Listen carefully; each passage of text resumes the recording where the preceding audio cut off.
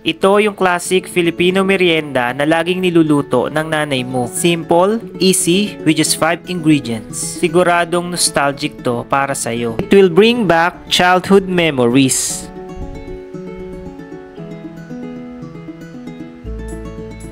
With the use of glutinous rice flour, mas madali na itong gawin dahil hindi mo na kailangan pang magpagiling ng malagkit rice.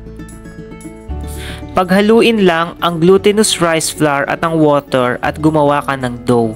Haluin lang itong mabuti hanggang maging firm at hindi na dumidikit.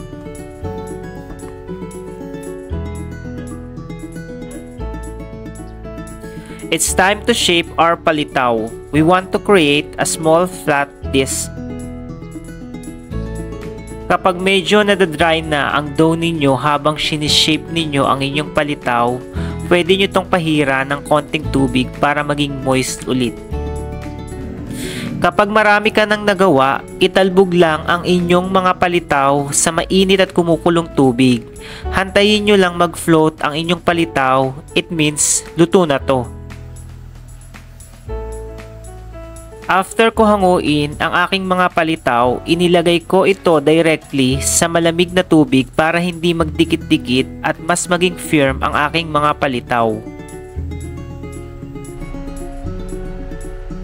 For our coating, paghaluin lang ang shredded coconut, sugar, and roasted sesame seeds. You can use white or black sesame seeds.